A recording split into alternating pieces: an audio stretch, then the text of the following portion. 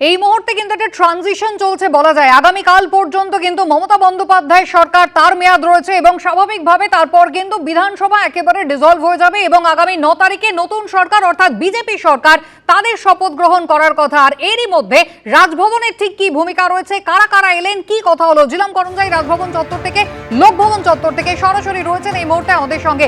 জিলাম, অত্যন্ত গুরুত্বপূর্ণ এই সময়টা লোকভবনের ভূমিকা এবং রাজ্যপালের ভূমিকা, সেক্ষেত্রে এখনো পর্যন্ত কারা কারা এলেন, কাদের কাদের সঙ্গে কথা হয়েছে রাজ্যপালের? তোমাকে জানিয়ে রাখবো, বর্তমানে যিনি রাজ্যপাল তিনি গুরুত্বপূর্ণভাবে এর আগে তামিলনাড়ুতে রাজ্যপাল ছিলেন এবং তার ক্ষেত্রে বরাবর দেখা গেছে যে তিনি নিয়ম অনুযায়ী চলার বরাবর চেষ্টা করেছেন। প্রাক্তন আইপিএস এবং তিনি এই যে নিয়ম আইন মেনে চলেন এবং সেই কারণে বিভিন্ন বিতর্ক হয়েছে তামিলনাড়ুতে তিনি রাজ্যপাল থাকাকালীন। এখানেও তিনি আসার পর থেকে সরাসরি কারোর সঙ্গে কথা বলা বা দেখাশোনা করা বা রাজনৈতিক যে পক্ষপাত সেই অভিযোগ যাতে না পড়ে তিনি একটি দূরত্ব বজায় রেখে এসছেন।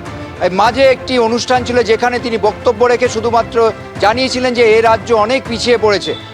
এই যে সরকার গঠনের সময় যখন এই যে সন্ধিক্ষণ যেখানে দাঁড়িয়ে প্রাক্তন মুখ্যমন্ত্রী তিনি বলছেন তিনি হারেননি, তিনি পদত্যাগ করবেন না এবং আজকে যেটা জানাচ্ছেন সিইও মনোজ আগরওয়াল যে এই বিধানসভা বর্তমান বিধানসভার মেয়াদ আজকেই শেষ হবে, সেই জায়গায় দাঁড়িয়ে আজকে কি কর্মকাণ্ড লোকভবনে সেটার দিকে সকলেই তাকিয়ে আছে।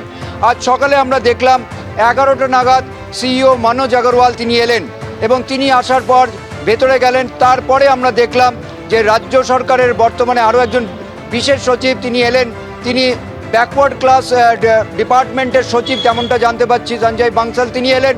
তারপরে যেটা দেখা গেল যে চিফ সেক্রেটারি তাকে ডেকে পাঠানো হলো, যেটা ভবন সূত্রে জানা যাচ্ছে যে চিফ সেক্রেটারিকে রাজ্যপালের তরফে ডেকে পাঠানো হয়, তিনি আসেন।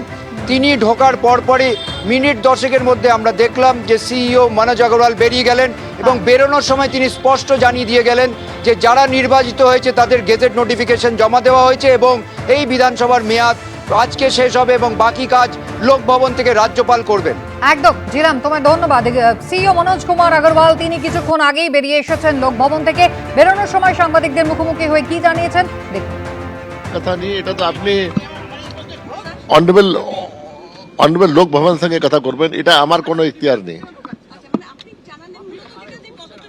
আমরা জানালাম যেটা এটা স্ট্যাচুটরি কাজ আছে, election commission after election notify করে এনি জেনারেল ইলেকশন কি কে এমপি হয়েছে কি এমএলএ হয়েছে, এখানে অ্যাসেম্বলি ইলেকশন ছিল, ওরা একটা লিস্ট করে গেজেট নোটিফিকেশন করে দিয়েছে কি এ আমার এমএলএ হয়েছে অমুক সিট থেকে।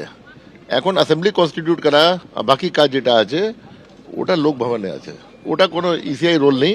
ইসিআই এখন এই ইলেকশনে কাজ শেষ। এটা ফাল্টাতে যেটা এটা ইলেকশন আছে আপনার কাউন্টারমান্ড হয়েছিল, রিপোল যেটা হচ্ছে ওটা নিয়ে শুধু ইলেকশন। অর্থাৎ নির্বাচন কমিশনের কাজ কিন্তু সামগ্রিকভাবে শেষ হয়ে গিয়েছে আর তাই গেজেট নোটিফিকেশন এই নির্বাচিত জনপ্রতিনিধিদের তা লোকভবনে দিয়ে এসেছেন সিইও মনোজ কুমার আগরওয়াল, এমনটাই বলছেন। কিন্তু এই মুহূর্তে যে সংকটটা তৈরি হয়েছে, মমতা বন্দ্যোপাধ্যায় তিনি হেরে গিয়েছেন, তার দল হেরে গিয়েছে, অথচ তারপরও মমতা বন্দ্যোপাধ্যায় মুখ্যমন্ত্রীর পদ ছাড়তে নারাজ। আইন বিশেষজ্ঞরা কি বলছেন? সংবিধানের 172 নম্বর অনুচ্ছেদ অনুযায়ী আগামীকাল বিধানসভার মেয়াদ শেষ হচ্ছে। 5 বছরের মেয়াদ শেষ হয়ে গেলে বর্তমান বিধানসভা ভেঙে যাবে। মন্ত্রিসভার সদস্যরা আর কেউই এই আইনসভার সদস্য থাকবেন না। যেহেতু রাজ্যপালকে পরামর্শ দেওয়ার জন্য সবসময় একটি মন্ত্রিসভা থাকে, নতুন মন্ত্রীরা যতক্ষণ না শপথ নিচ্ছেন সেই অবধি আগের মন্ত্রিসভাই কাজ চালাতে পারে। আগের মন্ত্রিসভা তদারকি সরকার হিসেবে থাকবে। বিদায়ী মন্ত্রী যদি পদত্যাগ করতে অস্বীকারও করেন তাহলেও নতুন সরকার শপথ নেওয়ার পর কিন্তু আগের মন্ত্রীদের আর কোনো অস্তিত্বই থাকবে না। মন্ত্রী হিসেবে নিয়োগের জন্য শপথ গ্রহণ আবশ্যক।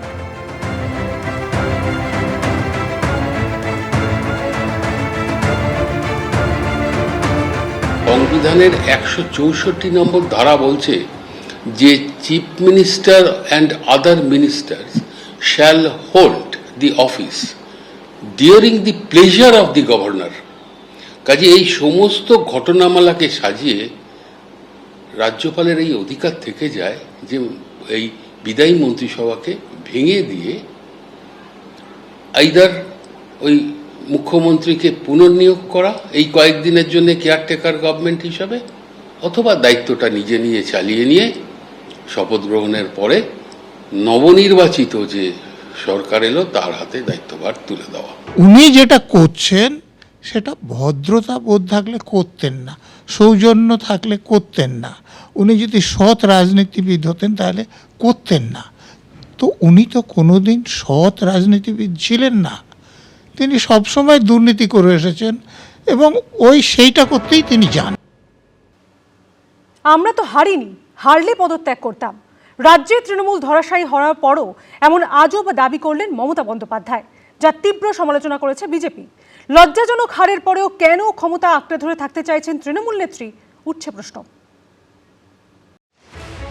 এ যেন ভোট সুনামি, এ যেন হড়পাবান। বিজেপির পক্ষে পশ্চিমবঙ্গবাসীর বিপুল জনমত। ইসবার 200 পার। বিজেপির জয় চাপা পড়ে গেল তৃণমূল, ওঠার ক্ষমতাটুকু নেই। 15 বছর ক্ষমতায় থাকার পর নিজের বিধানসভা গণনা কেন্দ্রে গিয়ে এই স্লোগান শুনতে হলো মমতা বন্দ্যোপাধ্যায়কে। অভিষেকের পিসিটা চট চট চট অভিষেকের পিসিটা চট চট চট অভিষেকের পিসিটা। 2011 সালে এভাবেই মানুষের উচ্ছ্বাস আবেগে ভেসে ক্ষমতায় এসেছিলেন মমতা বন্দ্যোপাধ্যায়। আর 2026 সালে এভাবে চলে যেতে হলো সেই তাকে।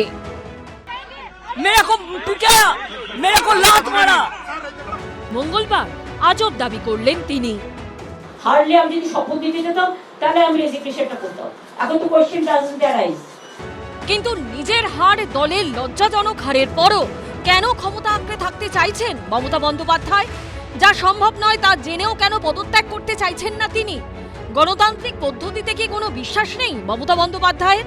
তার এই বিতর্কিত চাঞ্চল্যকর মন্তব্যের জেরে উঠছে প্রশ্ন। কেন, কিসের জন্য? আমরা তো হারিনি যে যাবো।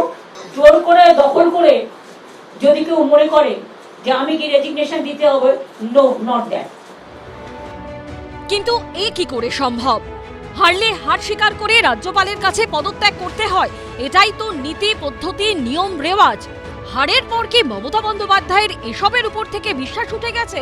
2011 সালে মমতা বন্দ্যোপাধ্যায়ের দলের কাছে যখন সিপিএম পরাজিত হয়েছিল, তখন রেজাল্ট বার হতে না হতেই বুদ্ধদেব ভট্টাচার্য রাজ্যপালের কাছে গিয়ে ইস্তফা দিয়েছিলেন।